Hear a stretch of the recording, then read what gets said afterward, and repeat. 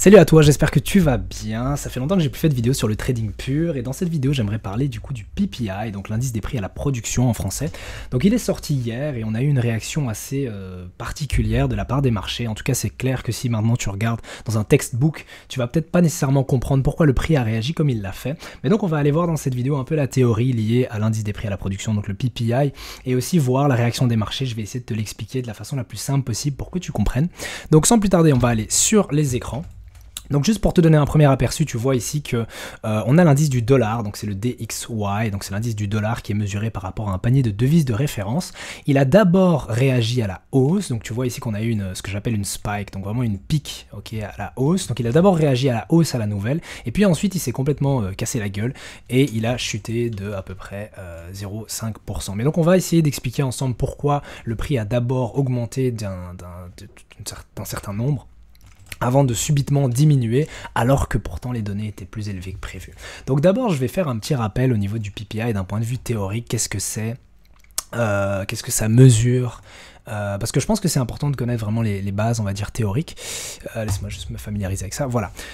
Donc le Producer Price Index, PPI, ou indice des prix à la production en français, qu'on peut appeler IPP, donc c'est un indicateur qui va mesurer les changements dans les prix que les fabricants et les grossistes, donc ça va vraiment être au niveau grossiste, au niveau de la production, donc que ces fabricants et grossistes vont payer pour les biens et services à différentes étapes de la production. Donc imagine que tu es on va dire un producteur, imaginons que tu fabriques des chaises.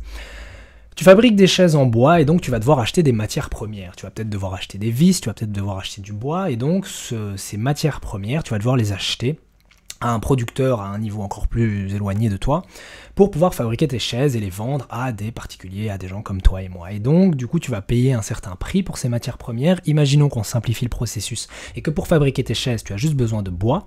Et bien, si maintenant le prix du bois va augmenter, forcément, ça va te coûter plus cher de fabriquer des chaises parce que les matières premières dont tu as besoin et qui sont le bois vont être plus chères. Et donc, à ce moment-là, il peut y avoir tout un tas d'impacts sur l'économie. Soit ça va rogner tes profits en tant qu'entrepreneur, soit tu vas reporter les prix plus élevés du bois et du coup les coûts plus élevés de ta production sur le prix de vente de tes chaises, et alors il peut y avoir de l'inflation dans l'économie. Mais donc on va voir ça par la suite.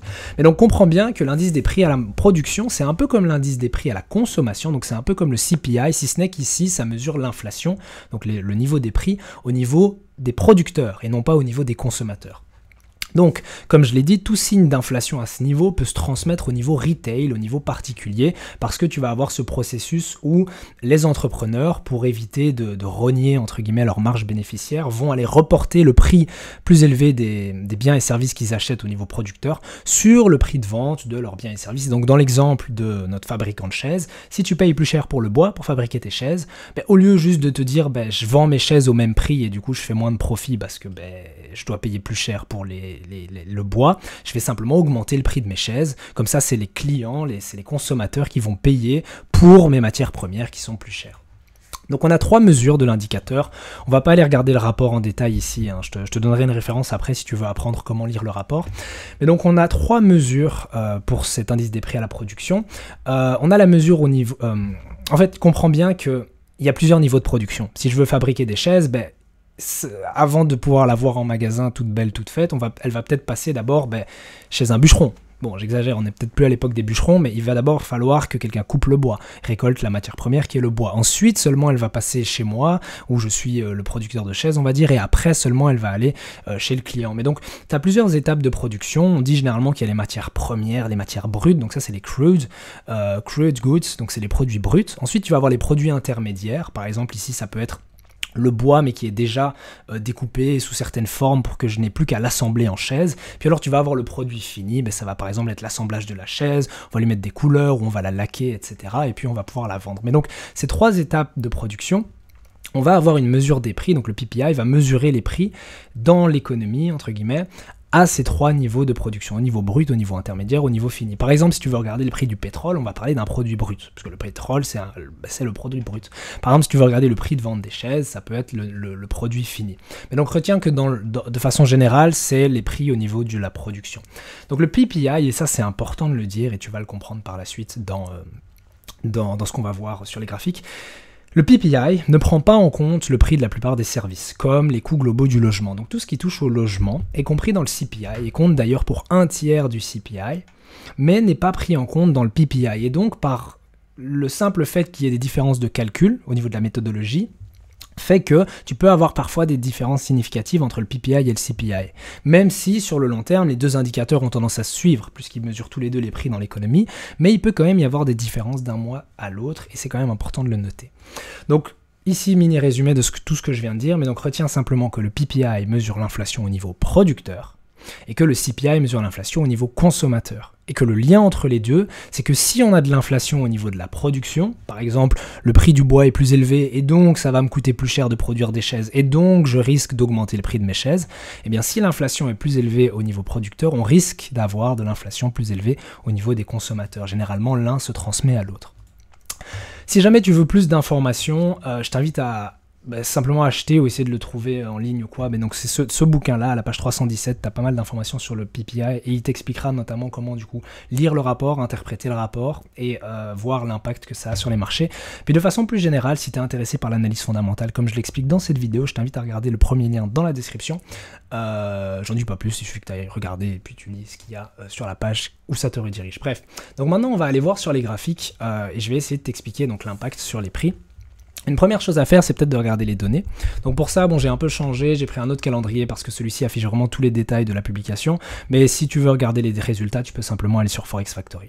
Mais donc si on regarde ici, on voit que le PPI, si je prends simplement la mesure annuelle, il était prévu à 2,2%. Donc la colonne du milieu, c'est la prévision qui a été faite par les économistes. Il était prévu à 2,2%, il est sorti à 2,2%. Donc c'est en légère hausse par rapport à son niveau précédent. Ici, tu vois un joli graphique. Alors il y a eu des révisions, mais disons simplement que le mois de mars ici était à 2,1%, il a été révisé à la baisse à 1,8%, et le mois d'avril, donc qui n'est pas encore affiché parce que le graphique s'est pas mis à jour, mais le mois d'avril du coup on est sorti à 2,2%. Donc ici tu as déjà deux informations, c'est que si je dois le traduire en français, l'indice des prix à la production sur un an est sorti comme prévu à 2,2%. Mais par rapport au mois précédent, donc le mois précédent, donc en mars on était à 2,1%, il y a eu une révision à la baisse à 1,8%. Donc ça c'est une première information.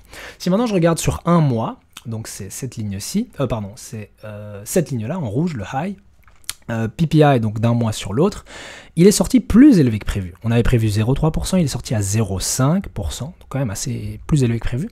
Par contre, de nouveau, on a une révision à la baisse, on était sur du 0,2%, un chiffre positif le mois précédent, et on a été révisé à moins 0,1%. Donc déjà ici, tu as des informations un peu mixtes, ça peut être un peu difficile à interpréter, mais tu vas voir que c'est pas si compliqué que ça. Donc, quand tu regardes le graphique, okay, retiens, donc avant d'aller sur le graphique, retiens, donc on a eu sur un mois une surprise à la hausse, pardon, que ce soit dans l'indice global, donc le PPI classique, ou l'indice, on va dire sous-jacent de base, ou alors core. Cet indice-là, en fait, il mesure les prix au niveau de la production, mais sans tenir compte des prix de l'énergie et de la nourriture, parce que c'est des prix qui ont tendance à être volatiles. Mais je ne vais pas détailler davantage pourquoi, mais dis-toi juste qu'il y a deux mesures de l'inflation, il y a la mesure globale et il y a la mesure sous-jacente, ou de base. Mais donc, dis-toi, retiens simplement, parce qu'on va simplifier, que l'inflation, sur un mois, est ressortie plus élevée que prévu, à 0,5% par rapport à des prévisions de 0,3 et 0,2. Okay, on ne va pas encore parler de la révision.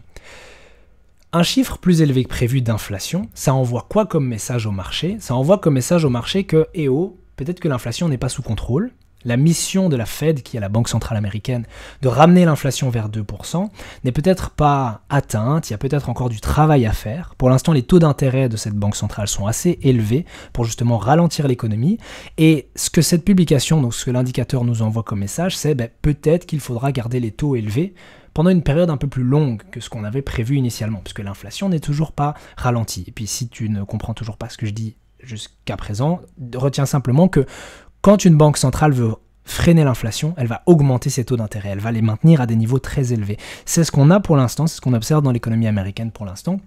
Et donc, il sera peut-être nécessaire de garder ces taux à ces niveaux élevés, puisque elle veut des progrès sur l'inflation, mais on voit que l'inflation repart entre guillemets à la hausse. Il y a cette sorte de réaccélération. Okay, on était sur du 0,2, même ici une inflation négative sur un mois, 0,1, moins 0,1, et là on voit 0,4, 0,6, puis après 0,2, mais bon ici on a moins 0,1, et 0,5, ça reste un rythme d'accélération des prix trop élevé par rapport à ce que la Fed, donc la Réserve fédérale américaine, aimerait voir dans l'économie. Donc ça c'est la première info qu'on a au moment où la data sort, à 14h30, bam, ok, inflation plus élevée que prévu, boum. À ce moment-là, tu as tout un tas d'algos institutionnels, etc., qui vont aller long, donc long c'est un terme pour dire acheter, qui vont aller acheter le dollar, et c'est ce qui explique la première impulsion qu'on a eue. Donc si je descends par exemple sur 5 minutes, ou plutôt même sur 1 minute, tu vois ici que la réaction initiale qu'on a eue, donc tu le vois ici en bas, on était à 14h30, la réaction initiale qu'on a eue, c'est une grosse impulsion à la hausse. Okay, ce qui est logique, compte tenu des données, comme je te l'ai dit. Sauf que, après que le bot de trading, entre guillemets, a fait son boulot de « Ah ben tiens, l'algorithme a dit simplement que si maintenant on a un chiffre plus élevé que 0,3 et que 0,2 ici, ben il achète telle quantité de... » Enfin bref, ça c'est des programmeurs qui codent tout ça, cool. Sauf qu'après, il faut une réaction humaine, une réaction un peu plus émotionnelle, moins robotique. Et cette réaction-là, elle est liée aux économistes, aux analystes, aux traders en institution qui vont aller regarder dans le rapport. Et quand on regarde le détail du rapport, qu'est-ce qu'on voit? Premièrement, on a eu une révision à la baisse pour les deux indicateurs, donc l'indicateur global et sous-jacent, et pas une petite, parce que comme tu l'as vu ici, on était sur du plus 0,2% au mois de mars, et on a été révisé à moins 0,1%. Donc ça envoie un message complètement différent. Là où ça nous dit, tiens, l'inflation accélère toujours un petit peu, elle a toujours un peu accéléré au mois de mars, ici ça nous envoie le message contraire de, l'inflation a ralenti. Elle a diminué au mois de mars, ok, par rapport au mois précédent. Même chose pour l'indice sous-jacent, l'indice core. Et alors, si on regarde l'indice sur un an, c'est pas si, c'est pas si bullish pour le dollar que prévu parce qu'il n'y a pas eu de surprise à la hausse. Ici, on en a eu une sur un mois, mais sur un an, on s'attendait à ce que l'inflation réaccélère à 2,2%. Comment on pouvait savoir ça? Peut-être qu'on a observé une hausse des prix de l'énergie dans l'économie, ou une hausse des prix à certains autres niveaux, dans certains autres secteurs, qui justifieraient une inflation plus élevée pour ce mois-ci, mais sans pour autant devoir s'inquiéter quant à la trajectoire de la politique monétaire, la trajectoire de l'inflation. Mais donc à ce moment-là, pas de surprise à la hausse ici. La seule surprise à la hausse qu'on a, en fait, c'était dans ces données-là. Les marchés ont réagi instinctivement, presque compulsivement à la data. Mais quand on prend un peu de recul et on regarde le cœur même des données, on voit que il y a eu cette révision à la baisse-là. Idem du coup pour l'indice sur un an, et idem pour l'indice sur un an core, donc l'indice sur un an de base, d'accord? Et donc ces révisions à la baisse là nous envoient un message complètement différent qui est ok, c'est vrai qu'en avril on a peut-être eu une petite poussée d'inflation, mais est-ce que pour autant ces données-là ne seraient pas le signe que l'inflation se met progressivement à ralentir? On a eu une inflation assez élevée au premier trimestre aux États-Unis, mais peut-être que l'inflation commencera à diminuer au deuxième trimestre. Et donc ce message-là, qu'est-ce qu'il a fait? Après la première impulsion à la hausse, les investisseurs ont regardé les données, ils se sont dit « Ah mais attends, en fait, je vais peut-être me mettre, je sais pas, sur 1 heure. En fait, peut-être que on s'est un peu trop précipité et en réalité, ce rapport n'est pas aussi bien que prévu. Comme je l'ai dit, en fait, ces révisions à la baisse ont vraiment envoyé le signal contraire, un signal bearish pour le dollar. À ce moment-là, tu as eu, ça arrive souvent d'ailleurs, quand il y a une publication économique, ça c'est une mini parenthèse, mais souvent tu vas avoir une réaction initiale dans un sens de la part des marchés, puis une réaction dans l'autre sens. Parce que la réaction initiale, ça va vraiment être l'achat automatique, on va dire, qui suit la data. Pour vulgariser, oh la data est enfin ici c'est pas vert, c'est bleu, mais oh la data est plus élevée que prévu, donc bam, il y a de l'achat un peu compulsif. Et puis après, on prend du recul et on regarde vraiment, ok, qu'est-ce que la donnée nous dit, qu'est-ce que ça change d'un point de vue macro, et à ce moment-là, tu vois qu'il y a eu du short sur le dollar. Alors pourquoi il y a eu du short? Pour l'expliquer de la façon la plus simple possible, ce qui s'est passé, c'est que avant la publication, on anticipait une première baisse des taux d'intérêt de la Fed en septembre. Les investisseurs estimaient que par rapport à la conjoncture économique actuelle, une baisse des taux en septembre est légitime. Et on anticipait ça à peu près 70%. Et puis après la publication, ce qui s'est passé, c'est qu'on a eu un renforcement de ces attentes pour une baisse en septembre, et on est passé sur des 80-85%. Donc le message que ça nous envoie, c'est vraiment que avant la publication, on se disait, oui, une baisse des taux en septembre, ça se justifie à plus ou moins 70%. Après la publication, on s'est dit, ah non, c'est sûr que la Fed va pouvoir baisser, enfin pratiquement sûr à 85%, que la Fed va pouvoir baisser ses taux en septembre. Pourquoi? Parce que les données d'inflation, même si elles sont élevées pour le mois d'avril, nous montrent un ralentissement en mars. C'est un bon signe pour la mission de la Fed qui est de ramener l'inflation vers 2%. Ok? Et donc j'espère qu'avec cette vidéo, tu comprends bien que c'est jamais aussi, on va dire, direct une data économique. C'est pas parce que la data est sortie plus élevée que prévu que oh ça y est, le prix va faire tout de moon. C'est vrai que parfois ça arrive, parfois il y a des données qui simplement font que le prix se casse la gueule dans une seule direction, mais parfois tu as des réactions un peu plus subtiles du marché. Et le danger en fait dans ce genre de scénario, c'est que imaginons si tu étais à l'achat, on va prendre le scénario inverse. Imaginons que tu étais à la vente, ok? Mais le problème, c'est que la réaction initiale des marchés, même si tu avais raison dans la direction globale, la réaction initiale du marché, ça a été une impulsion à la hausse, qui peut-être, imaginons que tu avais un stop ici, t'aurais sorti. C'est dommage. Par contre, à l'inverse, imaginons que tu avais de l'achat, mais que tu as juste attendu la première réaction du marché, tu vois que le prix monte, et puis tu trails pas ton stop, tu ne gères pas correctement ta position, ben après le prix se retourne et finalement il vient de sortir à un niveau. Donc dans ce genre de situation, ben, tu as deux possibilités. Soit tu es le genre de trader à dire je trade pas quand il y a des nouvelles, c'est un choix et tu peux très bien le faire et c'est même safe d'ailleurs. Tu trades pas quand il y a des nouvelles, pourquoi? Parce que le prix a fait pouf dans un sens, pouf dans l'autre, donc c'est un coup à se faire sortir peu importe la direction que tu as.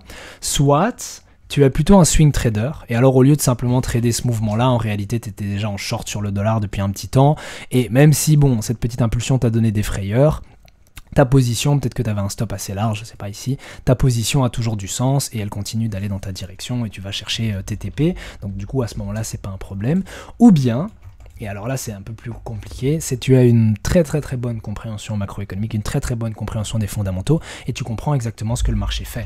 Et alors à ce moment-là, tu aurais pu initier une position d'achat, c'est d'ailleurs ce que j'avais fait, enfin j'ai pas acheté le dollar parce que je trade pas le DXY, mais j'ai du coup short l'euro-dollar. Donc à ce moment-là, tu avais une position d'achat, on va dire, parce qu'on regarde le dollar, et tu vas clôturer, ou en tout cas prendre des profits partiels à un certain niveau de prix. Tu profites donc de l'impulsion initiale du prix, et ensuite, en analysant plus en détail les données, tu te rends compte que un long n'a aucun sens pour le moment sur le dollar. En tout cas, il y a une forte chance pour qu'il y ait un renforcement des anticipations du marché pour une baisse en septembre, ce qui est baissier pour le dollar et les rendements. Et alors à ce moment-là, soit tu clôtures simplement ta journée, tu te dis bon ben j'ai juste profité de la petite impulsion et c'est bon, soit tu vas du coup prendre la position inverse et commencer à shorter le marché. Mais pour faire ça, le problème, c'est que la technique ne va pas t'aider. Il faut vraiment, enfin, la technique va t'aider à trouver tes points d'entrée et de sortie, mais c'est plutôt une raison fondamentale qui va te pousser à initialement acheter le dollar et ensuite vendre le dollar parce que tu vas réagir en fait aux fondamentaux du marché. Ok, mais bon, la vidéo ici, c'est pas une vidéo de stratégie des marchés, c'est simplement pour t'expliquer et pour que tu comprennes pourquoi le prix est d'abord monté et ensuite descendu, parce que souvent dans ce genre de situation, les gens ne comprennent pas bien, ils pensent que le marché doit aller dans une seule direction, soit haussier, soit baissier, mais la réalité c'est que parfois c'est un peu plus subtil, ça peut monter un peu, puis descendre, parfois même ça fait le mouvement complètement inverse de ce qui avait été prévu, mais ça c'est typiquement un événement du genre buy the rumor, sell the news, donc achète la rumeur et vends la nouvelle. C'est typiquement quand la data en elle-même, la publication a déjà été priced in par les marchés et au moment où elle sort, à défaut de surprise ou alors on a une surprise négative, ben le prix se casse complètement la gueule alors que les gens avaient acheté précédemment, donc ça aussi ça peut arriver. Ou bien parfois tu n'as pas de réaction du marché.